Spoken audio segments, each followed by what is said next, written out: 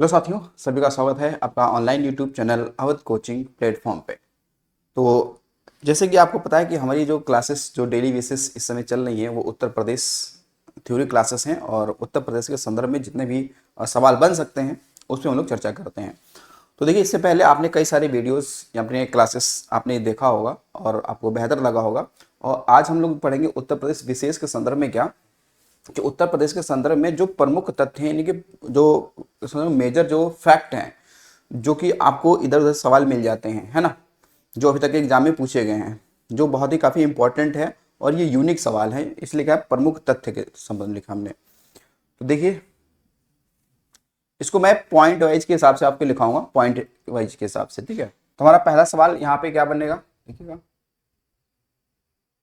एक फैक्ट हमारा ये है, सवाल आपसे ये पूछा जाएगा कि आपसे पूछा ये जा सकता है कि उत्तर प्रदेश की जो सबसे ऊंची चोटी है उसका क्या नाम है। तो हम कहेंगे कि यूपी की सबसे ऊंची चोटी, यूपी की सबसे ऊंची चोटी।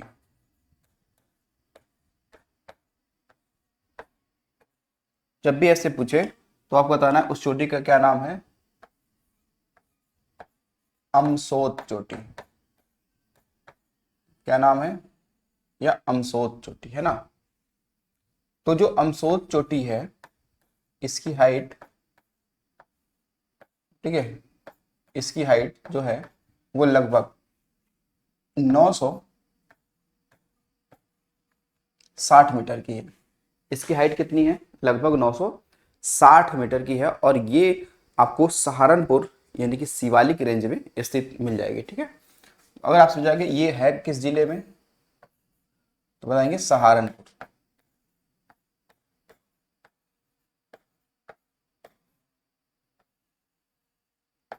तो सहारनपुर जिले में है ना। अगर ये पूछ लगे कि मतलब हिमालय के किस वाले हिस्से में है, तो जो शिवालिक रेंज है ना, क्योंकि जो हिमालय का सबसे दक्षिणी हिस्सा है उसे शिवालिक रेंज कहते हैं। तो शिवालिक रेंज में ये सहारनपुर पड़ता है, वहीं पे ये छोटी है, ठीक है। फिर देखिए, फिर एक सवाल आपसे और बनाया जा सकता है कि उत्तर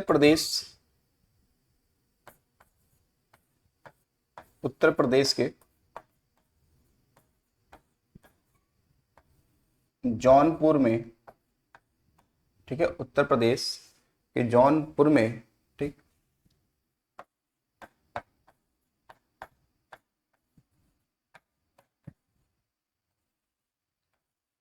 सर्वाधिक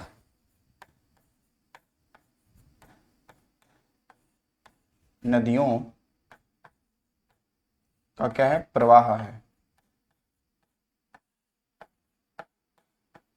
ठीक है, सर्वाधिक नदियों का प्रवाह है।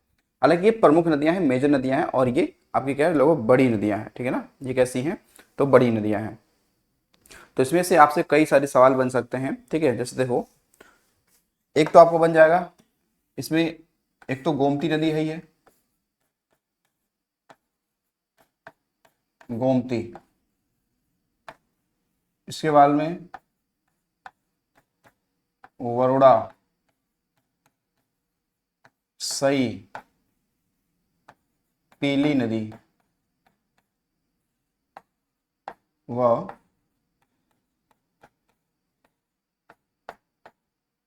बसुही, है ना। तो ये नदियां हैं जो यहाँ पे मेजर नदियां हैं, कहाँ पर, जौनपुर में, ठीक है, कहाँ पे भी, जौनपुर में।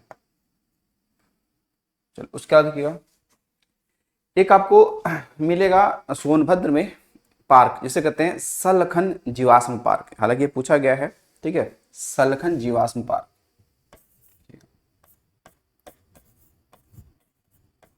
सलखन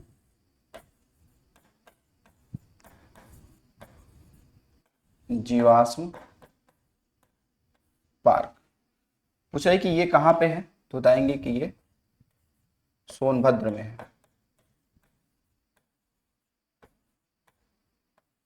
सोनभद्र में। और लगभग ये देखेंगे तो ये 150 करोड़ वर्ष पुराना है। ठीक है, पुराना है। तो ये जो सलखन जीवाश्म पार्क है, ये यूपी में वो स्थान है जहाँ पे सबसे पहले मानव के साक्ष्य प्राप्त हुए थे, यूपी में, है ना। तो ये ध्यान रखें, यूपी का सबसे पुराना मानव साक्ष्य कहाँ मिला है, वो यहीं से मिला था, सोनभद्र से, है ना। या इसमें पॉइंट ये लिख सकते हो।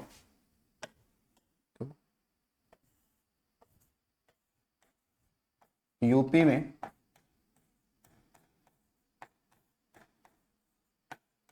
यूपी में सर्वाधिक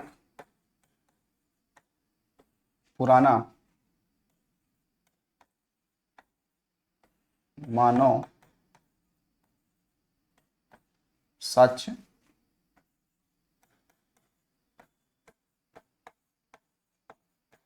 प्राप्त हुआ, है ना। तो ये सलखन पार्क, ठीक है। चलिए फिर इसको देखिएगा, डैम सिटी ऑफ इंडिया, है ना। यहाँ पे लिख देते हैं, देखिएगा,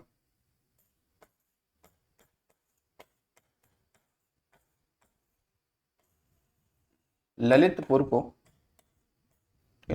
को क्या कहते हैं, इसे कहते हैं डैम सिटी ऑफ इंडिया, है ना। क्या बोलते हैं, dam city of India, dam city of India.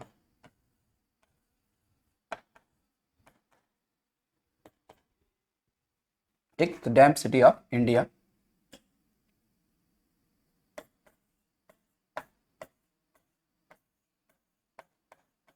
कहते हैं, है ना। क्यों कहते हैं, क्योंकि अगर हम भारत में देखें तो भारत में ये वो जिला है जहाँ पे सबसे अधिक क्या है, आपके बांध है ना। इसलिए इसे कहते हैं क्या, डैम सिटी ऑफ इंडिया कहते हैं ललितपुर को, है ना। बहुत सारे बांध है, राजघाट बांध है ना। इस तरीके से रानी लक्ष्मीबाई बांध है। ठीक, तो क्यों कहते हैं, ध्यान रखना,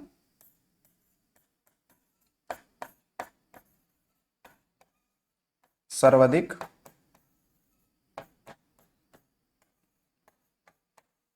बांध के कारण इसे बोलते हैं, ऐसा है ना। चलिए फिर इसके बाद में देखिए,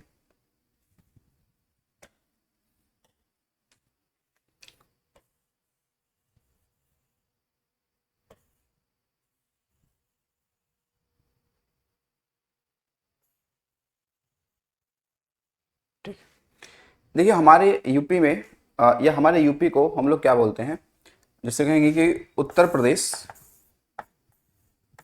यूपी को बौद्ध धर्म का पालना कहते हैं।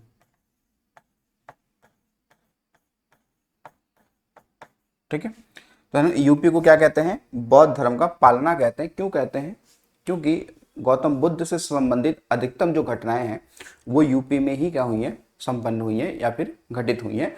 चाहे वो आपका देखा जाए कुशीनगर हो, ठीक है, या सारनाथ हो, या श्रावस्ती हो, है ना, या सिद्धार्थ नगर हो, है नहीं। तो इस कारण कहते हैं क्या, बौद्ध धर्म का पालन, है नहीं। ठीक, इसके अलावा अगला पॉइंट ये,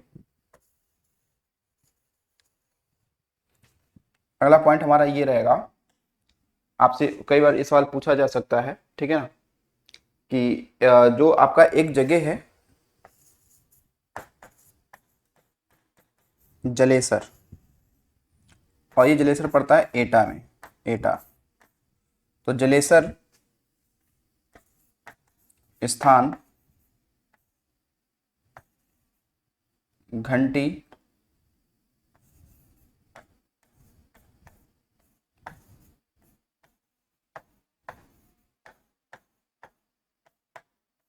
व घुंघरू, है ना, घुंघरू के लिए क्या है, प्रसिद्ध है, प्रसिद्ध है। ठीक है, प्रसिद्ध है। उसके अलावा एक आपको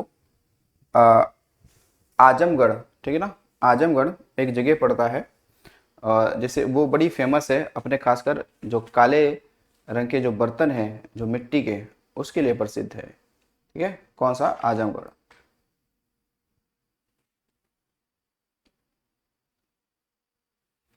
चलिए, तो अभी इसको हम आजमगढ़ वाली बात समझते हैं। देखिए यहाँ पे लिखा, एक सवाल पूछा गया था कि विक्टोरिया पार्क कहाँ पे स्थित है यूपी में।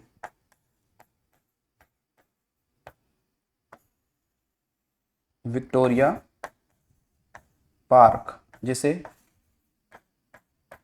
जंग ए आज़ादी के नाम से भी जानते हैं, तो ये पूछेगा कहाँ पे है, तो बताएंगे कि ये मेरठ में है। कहाँ पे है? मेरठ में। विक्टोरिया पार्क जंग ए आज़ादी। ठीक, चलो उसके अलावा दूसरा पेज लेते हैं हम लोग यहाँ पर।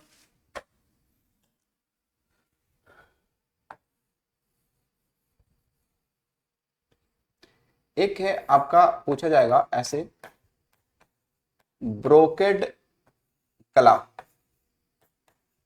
ठीक है, ब्रोकेड कला कहाँ का है और ये किस पे की जाती है ना। देखो जो ब्रोकेड कला है,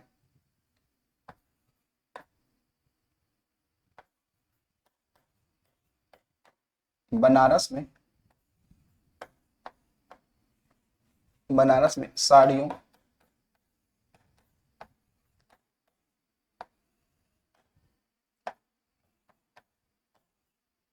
और दुपट्टे, दुपट्टे पर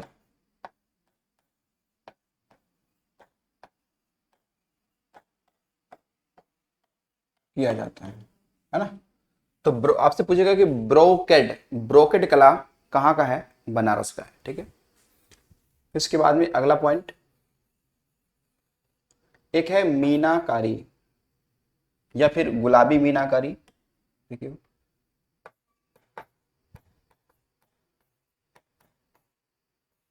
गुलाबी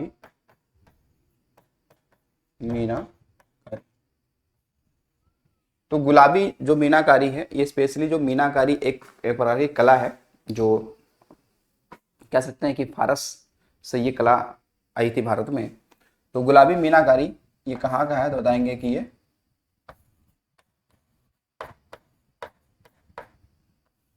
बनारस में, बनारस में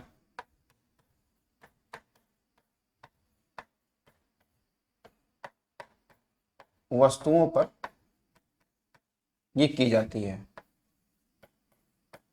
की जाती है। हालांकि ये, इसको जीआई टैग भी मिल चुका है गुलाबी मीनाकारी को, है ना, जीआई टैग भी इसे प्राप्त हो चुका है। देखो अगला पॉइंट ये कि यूपी में, यूपी में सबसे बड़ा गोल्ड मार्केट यानी कि स्वर्ण बाजार, है ना, तो यूपी में सबसे बड़ा गोल्ड मार्केट, है ना, कहाँ लगता है, तो कहेंगे मेरठ में। कहाँ लगता है? मेरठ में, है ना, ध्यान रखिएगा। और हमारे, कह सकते हैं यहीं पे हम एक पॉइंट और बना दें,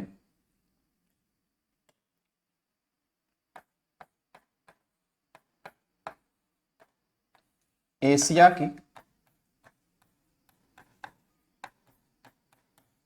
सबसे बड़ी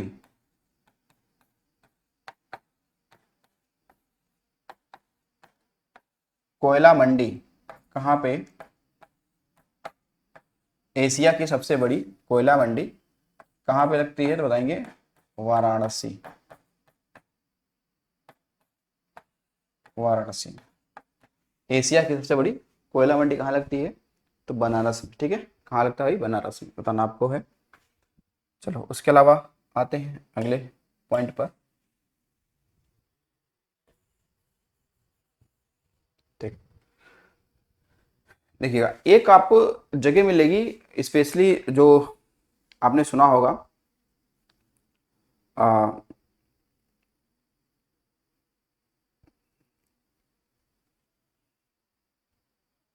महोबा में पड़ता है। ठीक है, तो कहेंगे महोबा, हालांकि महोबा जिले में ही आपको सूर्य मंदिर मिलेगा यूपी में। महोबा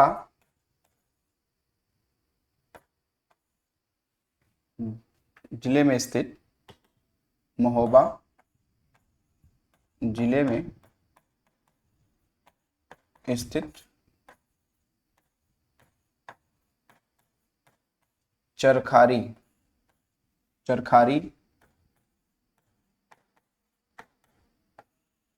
कस्बा को, चरखारी कस्बा को क्या कहते हैं? बुंदेलखंड का कश्मीर। क्या बोलते हैं? बुंदेलखंड का कश्मीर कहते हैं। तो बुंदेलखंड का कश्मीर किसे कहा जाता है? तो चरखारी कस्बा को, है ना, महोबा में है। ठीक, उसके अलावा देखिए, इसके अलावा सवाल ये बन सकता है कि एक जगह है गणेश बाग, या उसे करबी भी कहते हैं, ठीक है, गणेश बाग जो चित्रकूट में है।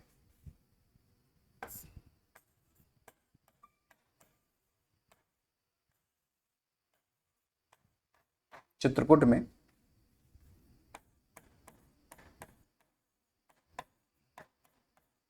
गणेश बाग,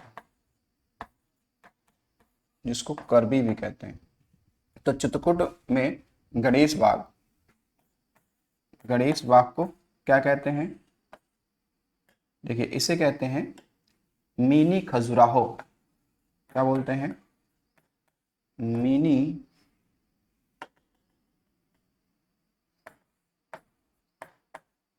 मिनी खजुराहो कहते हैं। तो मिनी खजुराहो किसे कहते हैं? तो वो कहते हैं गणेश बाग को। किसे? गणेश बाग को। अगला देखो, बहुत इंपॉर्टेंट पॉइंट एक और, एक आपको मिलेगा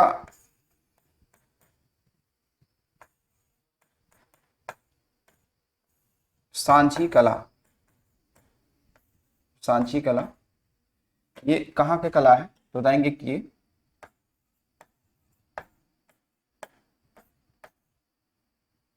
मथुरा में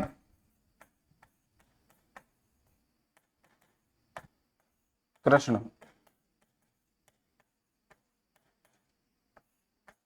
लीलाओं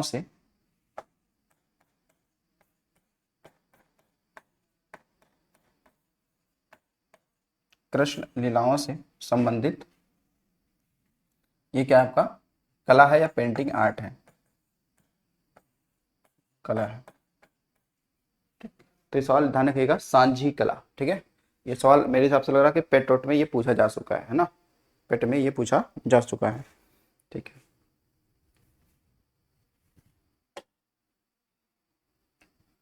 फिर देखो एक सवाल और आपसे पूछा जाएगा कि घर रस ये क्या है? घर रस क्या है ना, घर रस क्या है? तो ये सवाल ये बना हुआ है, ये क्या है कि जो लखनऊ में जो नवाब हुआ करते थे, तो वहाँ की जो महिलाएं थी उनका एक पारंपरिक ये पोशाक है ना, पारंपरिक पोशाक है।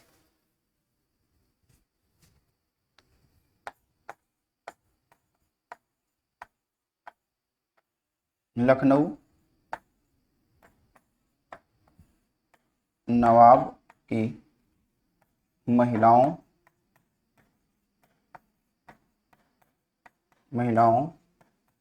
की एक पारंपरिक क्या है? पोशाक, पारंपरिक पोशाक है। ठीक है, ये सारे सवाल आपसे पूछे गए हैं, ध्यान रखिएगा।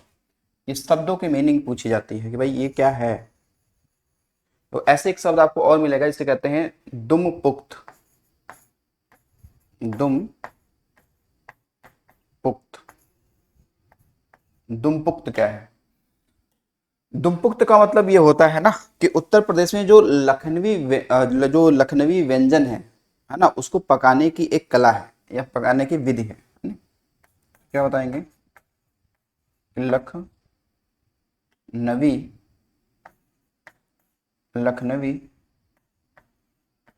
व्यंजन यानी कि जो भोजन है या जो डिशेस है, तो लखनवी व्यंजन है ना, लखनवी व्यंजन पकाने की एक विधि, क्या है, एक विधि ये है ना। ऐसे एक शब्द आपको और मिलेगा, जिसे हम लोग बोलते हैं क्या, तो दस्तरखान।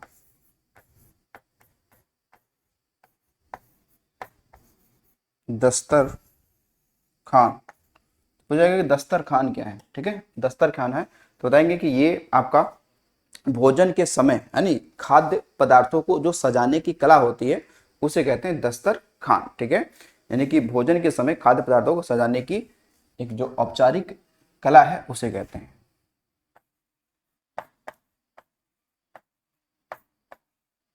भोजन के समय यानी भोजन के समय खाद्य पदार्थों को सजाने की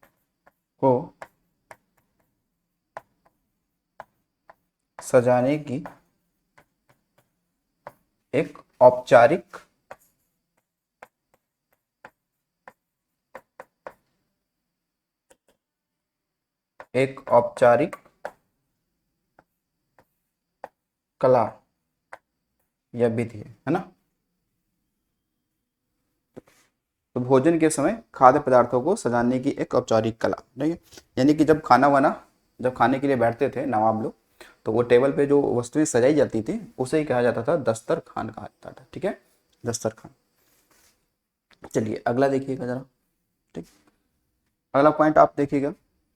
अब यहाँ सवाल आपसे ये बन सकता है कि जो आपका एक जगह आजमगढ़ है ना, आजमगढ़ में कोई एक जगह निजामाबाद था, आजम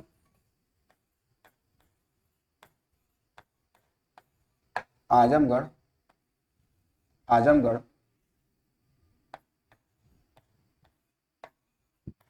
का निजामाबाद, आजमगढ़ का निजामाबाद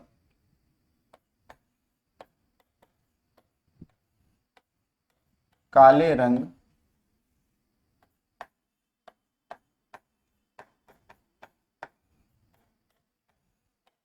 के बर्तनों यानी कि ब्लैक पॉटरी है ना, क्या बोलेंगे इसे, ब्लैक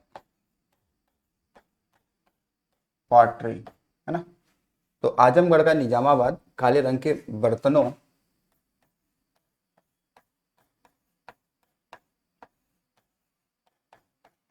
के लिए प्रसिद्ध है। और ये जो मिट्टी निकाली जाती है ना, इस साल पूछा जाए कि जो आजमगढ़ का जो निजामाबाद है वो काले रंग के बर्तनों के लिए फेमस है। तो जो वो मिट्टी लाई जाती है, जिस मिट्टी से वो आपके बनते हैं बर्तन, वो कहाँ की मिट्टी होती है, तो धान की खेतों की है ना। तो जो काले रंग के बर्तन है ना, काले रंग के जो बर्तन ये हैं है ना, तो ये ध्यान रखिएगा कि धान के खेतों के मिट्टी से, क्या, मिट्टी से स्पेशली ये बनता है ना। चलो ये पॉइंट हो गया। चलिएगा अगला देखिएगा जरा, एक आपसे पूछा जाएगा कि बदायूं में जामा मस्जिद किसने बनाया था। हालांकि सवाल आया हुआ भी है, बदायूं में जामा मस्जिद किसने बनाया था, बताएंगे इल्तुतमिश। इल्तुतमिश इल्तुतमिश ने इसे बनवाया था, ठीक है, इल्तुतमिश से।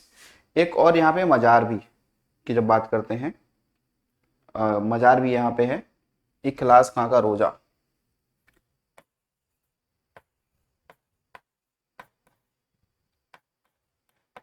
इखलास खान का रोजा, रोजा का मतलब होता है मकबरा, ठीक है, इलियास खां का रोजा। ये बदायूं में है, कहाँ पे है, बदायूं में है ना, ये कहाँ पे, बदायूं में ये स्थित है, ध्यान रखेंगे। इलियास कहाँ का? रोजा, है ना। ठीक है, इसके अलावा एक सवाल आपसे और भी पूछा जाएगा।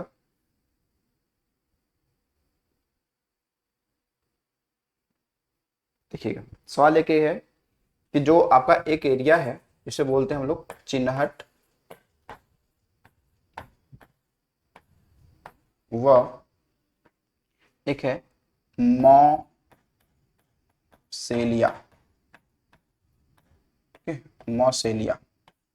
तो चिन्हट और मासेलिया ये किसके लिए फेमस है?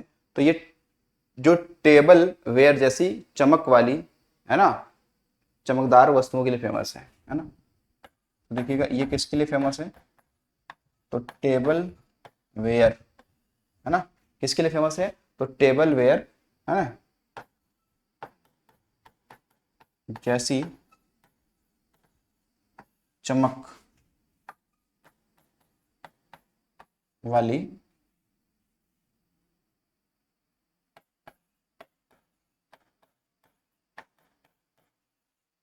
विशेषीकृत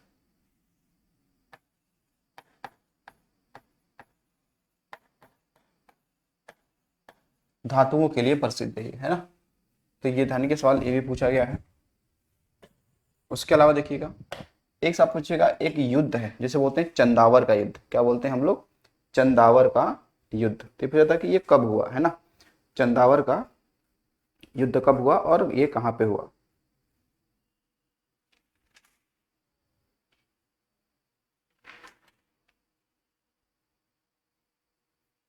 ठीक है,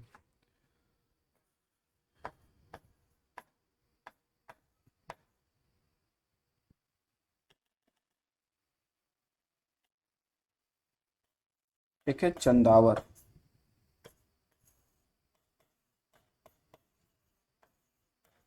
का युद्ध कब हुआ? 1194 में, है ना। और ये जो युद्ध हुआ, ये हुआ कहाँ पर? तो बताएंगे ये हुआ इटावा में। ठीक है, ये कहाँ, ये जगह वर्तमान में कहाँ पड़ता है? चंदावर जो जगह है, चंदावर इटावा में है। चंदावर इटावा में, यमुना नदी तट पर, है ना। कहाँ पर? यमुना नदी तट पर। ये ध्यान रखेंगे, चंदावर ये जगह पड़ता है। ठीक, ठीक। उसके अलावा देखिएगा, आपसे पूछा जा सकता है कि यूपी में, यूपी में यूपी में सर्वाधिक सर्वाधिक यूपी में सर्वाधिक पड़ोसी जिलों को जिलों को स्पर्श स्पर्श करने वाला जिला। जब भी ये सवाल ऐसे आ जाए तो आपको बताना है वो कौन सा है? हरदोई। कौन सा है? हरदोई। तो हरदोई अपने 8 पड़ोसी, ठीक है ना, हरदोई अपने 8 पड़ोसी जिलों से सीमा क्या करता है? साझा करता है। ठीक है ना, साझा करता है।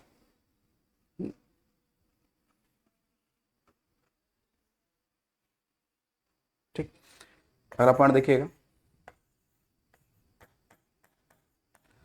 आगरा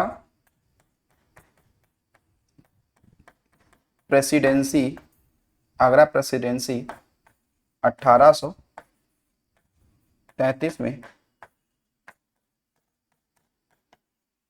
बंगाल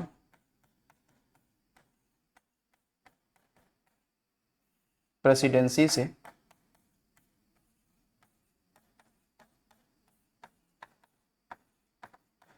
अलग हुआ। ठीक है ना, इससे ये अलग हुआ।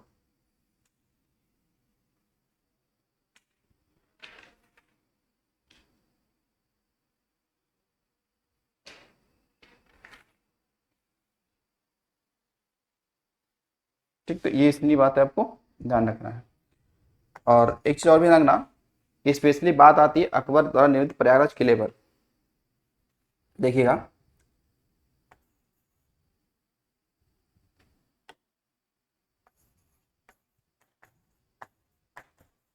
अकबर द्वारा निर्मित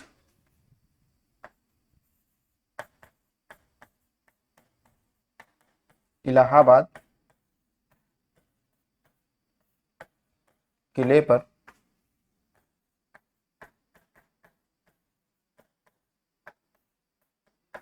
अंग्रेजों ने कब, तो धनेगा 1700, ये 97 में, ठीक है, 1797 में क्या कर लिया, अधिकार कर लिया, अधिकार कर लिया, ठीक, कर लिया। फिर देखिएगा, देश में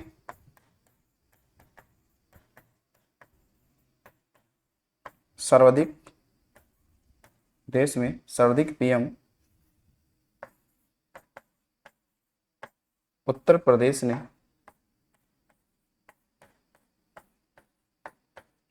दिए हैं ना, किसने दिए हैं, उत्तर प्रदेश ने दिए हैं, ठीक। तो ये हमारे टोटल कितने थे, ये मतलब आपके कुछ प्रमुख क्या थे, डाटा था, तो आपको ये बातें थोड़ी बहुत आपको समझ में आई होंगी, है ना। तो ऐसे ही आपको 1 से 2 वीडियो और मैं लेकर आऊँगा प्रमुख तथ्यों के रूप में, जो आपके लिए इंपॉर्टेंट होगा, ठीक है। तो ये सारे वो क्वेश्चन है जो कहीं ना कहीं ये आपके यूपी के एग्जाम में ही पूछे गए हैं, तो इनको ये फैक्ट के रूप में आप ऐसे याद कर लेना एटलीस्ट, ठीक है। तो चलिए मिलते हैं अगली वीडियो में, आज इतना ही, थैंक्स फॉर वॉचिंग।